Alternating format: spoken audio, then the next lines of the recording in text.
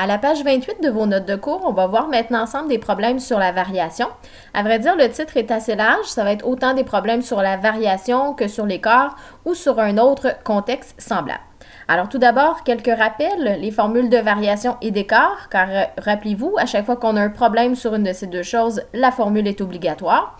Alors la formule de variation est la suivante, nombre d'arrivées moins nombre de départ, et l'écart, grand nombre moins petit nombre. Donc, les formules sont en rouge pour vous rappeler qu'elles sont obligatoires dans un problème. Juste en dessous, on vous a écrit comment aussi trouver les années de naissance, de décès et l'âge de quelqu'un. Ces formules-là ne sont pas obligatoires dans un problème, mais ça peut être intéressant de les apprendre si jamais vous avez des problèmes à vous rappeler comment trouver une de ces trois informations. Alors, tout d'abord, l'année de naissance, on va faire le décès moins l'âge. L'année de décès, on va faire la naissance plus l'âge. Et finalement, pour trouver l'âge, on va faire l'année de décès moins l'année de naissance. Pour mieux comprendre ces trois formules, je vais vous ajouter ici en dessous une ligne du temps que vous n'êtes pas obligé de faire, mais on va pouvoir s'y fier.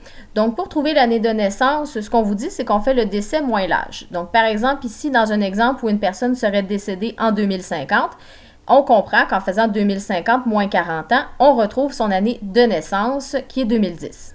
Pour l'année de décès, donc on dit plutôt de prendre l'année de naissance, qui serait ici 2010, et d'ajouter l'âge, 40 ans dans ce cas-ci, pour trouver l'année de décès qui est 2050.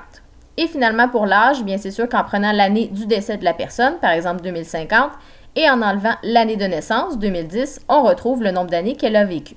Alors, c'est important de faire une ligne du temps qu'on n'est pas sûr de comprendre ou sinon, on apprend les formules.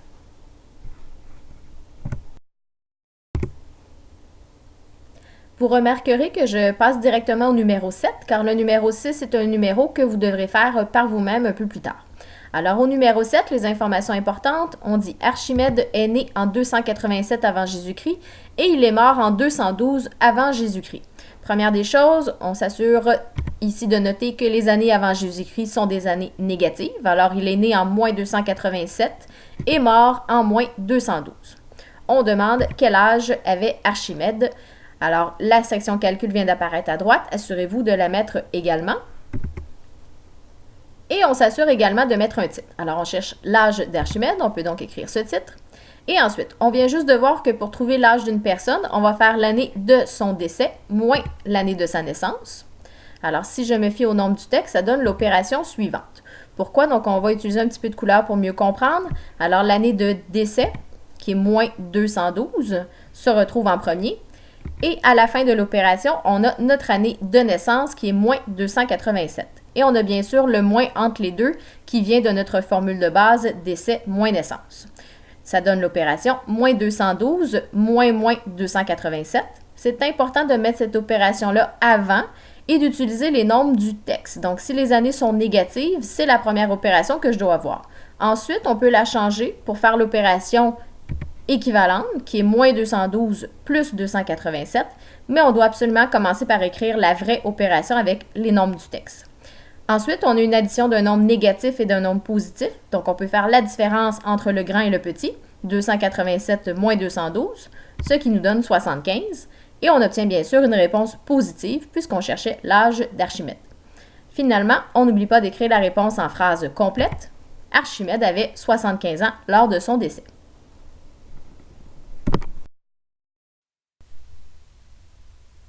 On passe maintenant au numéro 8. On dit un sénateur romain est mort en l'an 22 à l'âge de 78 ans. En quelle année est-il né? Alors ici, on cherche une année de naissance, ce qu'on a vu au début de la matière. Donc, on a vu la formule, mais encore une fois, on peut toujours utiliser une ligne du temps pour être sûr de bien comprendre l'opération à faire. Alors, la ligne du temps, si jamais vous voulez l'utiliser, ça va se faire dans la section calcul à droite. Alors, voici une petite ligne du temps. Je vais aller écrire les informations que je cherche et que je connais. On cherche l'année de naissance du sénateur, c'est donc l'événement qui va arriver en premier. Ensuite, le sénateur a vécu 78 ans pour mourir en l'an 22. Donc, cette ligne du temps-là va nous permettre de mieux voir l'opération à faire parce qu'on sait donc que notre point de départ, c'est son année de décès, qui est l'an 22. Et on veut ensuite reculer de 78 ans pour connaître l'année de sa naissance. Voici donc l'opération qu'on obtient, 22 moins 78. Je vous invite maintenant à appuyer sur pause sur la capsule pour trouver la réponse que ça donne.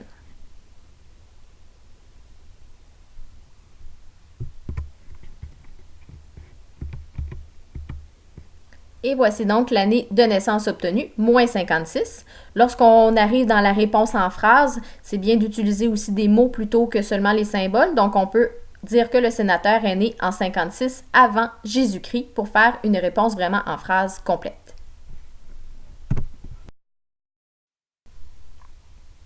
Finalement, regardons ensemble le numéro 9. En 2012, la Tour Eiffel célébrait son 125e anniversaire depuis sa construction.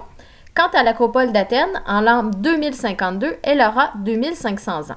Quel est l'écart entre leur année de construction? Donc, première des choses, on voit qu'on va nous demander un écart. N'oubliez pas que vous avez une formule obligatoire à écrire dans votre démarche. Par contre, si on veut trouver l'écart entre les années de construction, eh bien, il va falloir commencer par trouver les années de construction. Donc, ici, je vais utiliser des titres et des sous-titres pour économiser un peu de mots. Donc, l'année de construction, d'abord, de la Tour Eiffel. Donc, pour savoir en quelle année elle a été construite, eh bien, je sais qu'en 2012, elle va célébrer son 125e anniversaire. Alors, si je fais 2012 et que je recule de 125 ans, que j'enlève les 125 années, eh bien, j'obtiendrai son année de construction. Je vais vous laisser trouver cette année et faire le même principe pour l'Acropole.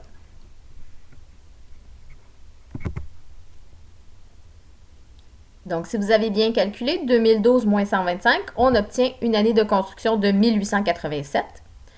Et pour ce qui est de l'Acropole, donc on sait qu'en 2052, elle aura 2500 ans. Donc, je pars de mon année de 2502 et je recule de 2500 ans. Et ça me donne une année de construction de moins 448.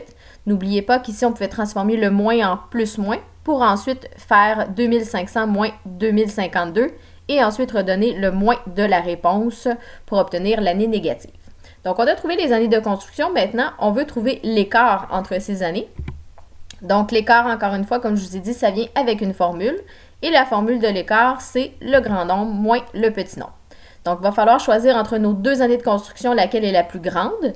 Puis, on a le choix entre une année positive et une année négative. Donc, c'est clairement l'année positive 1887 qui est la plus grande. Et on va lui enlever, on va lui soustraire le petit nombre qui est moins 448. Donc, voici ce que ça donne. 1887 moins 448. On peut bien sûr ensuite changer les deux moins en plus et trouver l'écart entre les deux années de construction. Je vais vous laisser trouver cette réponse, donc je vous invite à appuyer sur pause.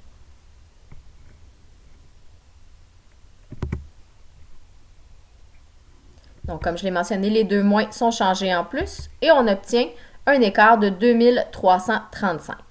On s'assure ensuite de mettre une réponse en phrase. L'écart est de 2335 ans. Et c'est terminé pour les notes de cours.